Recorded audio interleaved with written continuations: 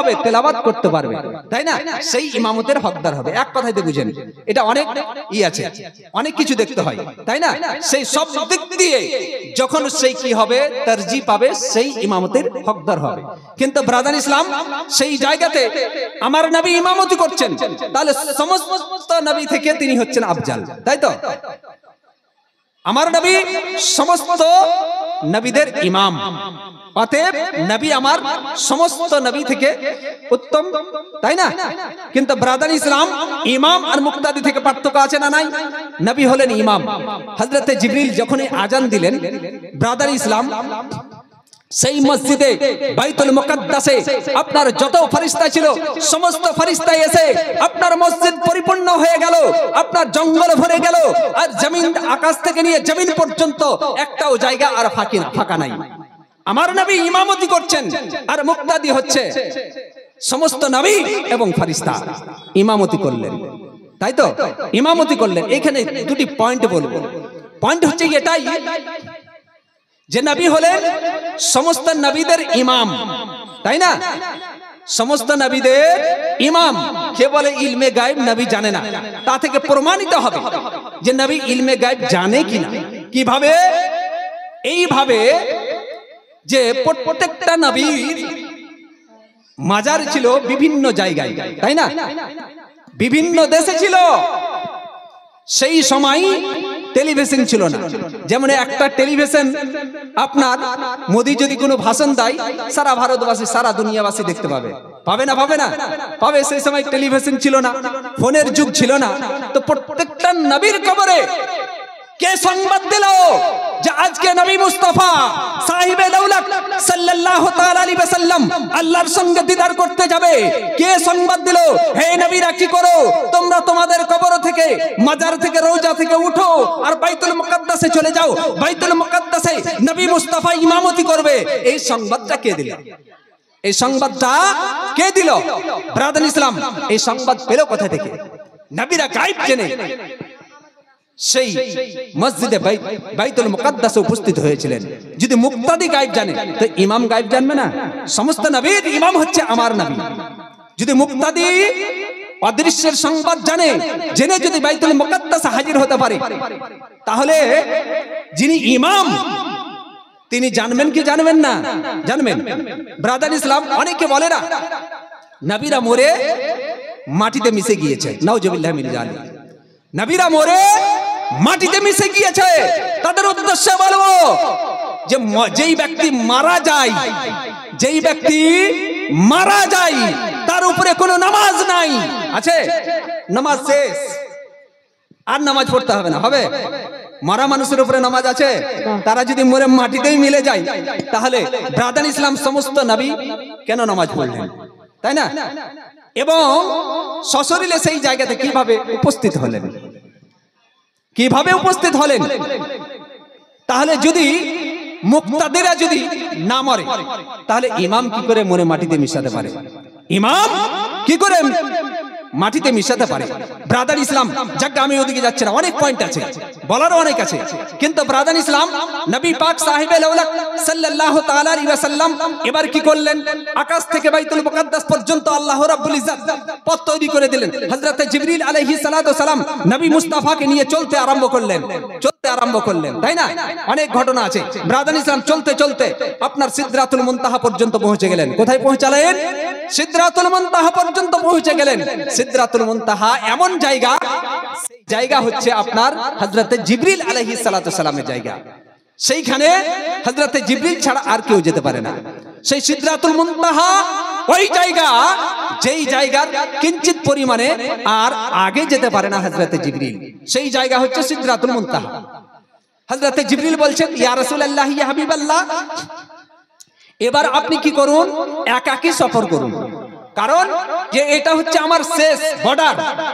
কারণ যদি আমি কিঞ্চিত পরিমাণে আর আগে চলে যাই, তাহলে আল্লাহ রাব্বুল ইজ্জতের তাজাল্লিতে পুড়ে আমি ছারখার হয়ে যাব। অতএব আপনি একাকী সফর করেন। নবী মুস্তাফা একাকী সফর করলেন। করার পরে আল্লাহ রাব্বুল ইজ্জতের দরবারে চলে গেলেন। কার দরবারে গেলেন? আল্লাহ রাব্বুল ইজ্জতের দরবারে। শর্টে নিয়ে আসছি, দু চারটি কথা বলে শেষ করব।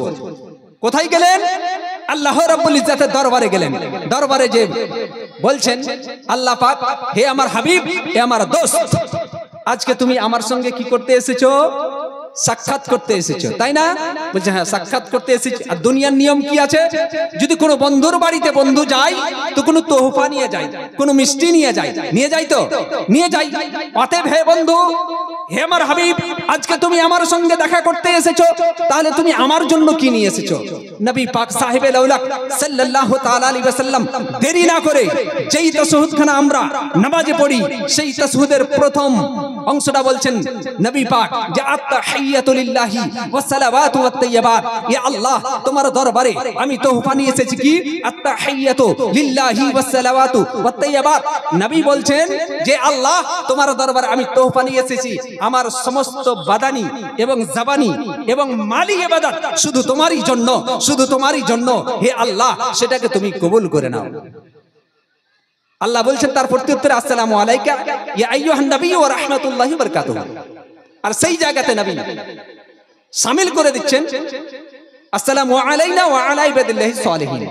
এইভাবে কথাবর্তন হচ্ছে, আর ফেরেশতারা দূর থেকে মঞ্জার দেখছে, দূর থেকে মঞ্জার দেখছে, আর তারা খুশিতে বলে উঠল আশহাদু আল্লা ইলাহা ইল্লাল্লাহু ওয়া আশহাদু আন্না মুহাম্মাদান আবদুহু ওয়া রাসূলুহু। এই যে পূর্ণাঙ্গ তাশহুদ। আল্লাহ রাব্বুল ইজ্জাতের দরবারে তোহফা পেশ করলেন নবী মুস্তাফা কি?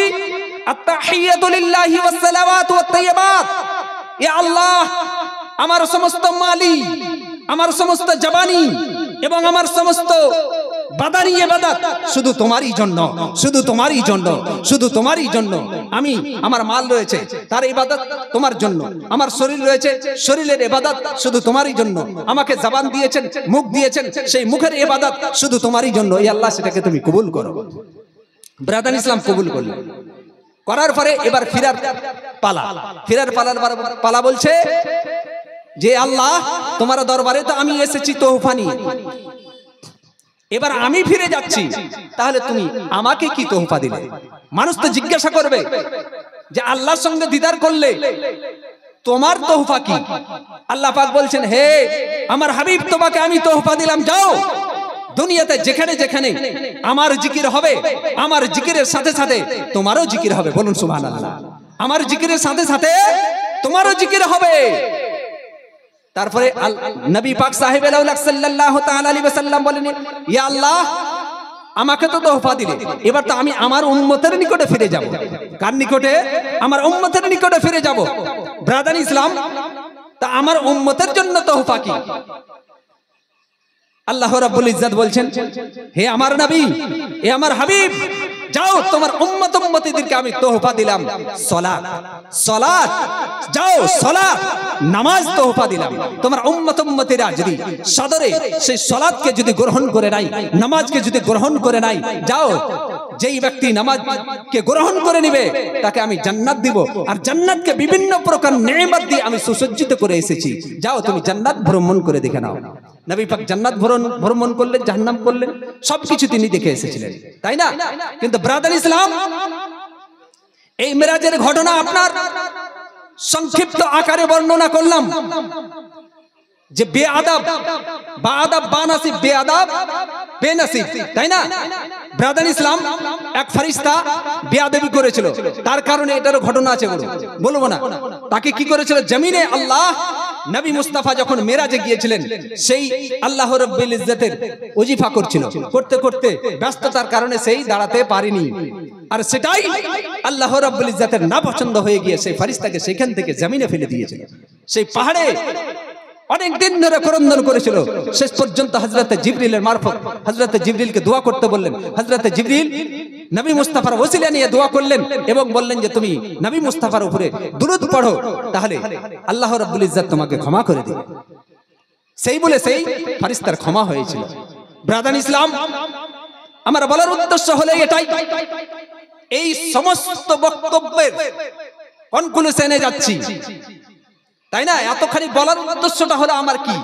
উপসংহার, কনক্লুশন, তাই না? সেই উপসংহারে যাচ্ছি যে নবী পাক উম্মতের জন্য কি নিয়ে এসেছিলেন? তোহফা কি নিয়ে এসেছেন? নামাজ। তাই তো? নামাজ যখন নবী মুস্তাফা নিয়ে আসলেন আল্লাহর দরবার থেকে তোহফা হিসাবে, সেই তোহফাখানা আমরা কি সাদরে গ্রহণ করেছি? আমরা কি এখন পর্যন্ত নামাজ পড়ি না? আমরা নামাজ পড়ি না, আমরা সব কাজ করে নেব, জালসা করে নেব, লাঠি খেলতে বলে লাঠি খেলে নেব, লাঠি খেলতে বারণ করবে তাও খেলে নেব, সব কিছু করে নেব, কিন্তু নামাজ পড়বো না, নামাজ পড়বো না, তাই না? কিন্তু ব্রাদার ইসলাম, আল্লাহ রাব্বুল ইজ্জত মানব জাতি এবং জিন জাতিকে একটা উদ্দেশ্য নিয়ে তৈরি করেছে। কি উদ্দেশ্য? তার ইবাদত করা, তার বান্দেগী করা। কিন্তু আমরা তার ইবাদত বান্দেগী করি না, বাকি সবই করছি, কিন্তু আল্লাহ রাব্বুল ইজ্জতের ইবাদত বান্দেগীতে আমরা যাই না। যাচ্ছি কি? যাই না। তাহলে আমরা জালসা শুনে পরিবর্তন কোথায় হলাম? আমাদেরকে জালসা শুনে পরিবর্তন হতে হবে। যে আল্লাহ, এই জালসা শুনেছি ইমাম হাসান হুসেনের করুণ কাহিনী শুনেছি, এই আল্লাহ আমি তোমার দরবারে তওবা করলাম, আজ থেকে আমি পাক্কা সাচ্চা নামাজি হয়ে যাব, সেটা হলো পরিবর্তন, তাই না? পরিবর্তন আমরা হচ্ছি না, শুনছি সবই করছি, কিন্তু পরিবর্তন হই না। আল্লাহ রাব্বুল ইজ্জত আমাদেরকে বুঝার তৌফিক দান করুন এবং হাদিস ও কোরআনের উপরে আমল করার তৌফিক দান করুন। এই বলে আমার বক্তব্য সমাপ্তি ঘটালাম। আমানে নিল্লাল বালাগ। আসসালামু আলাইকুম ওয়া রাহমাতুল্লাহি ওয়া বারাকাতুহু। এবার আপনার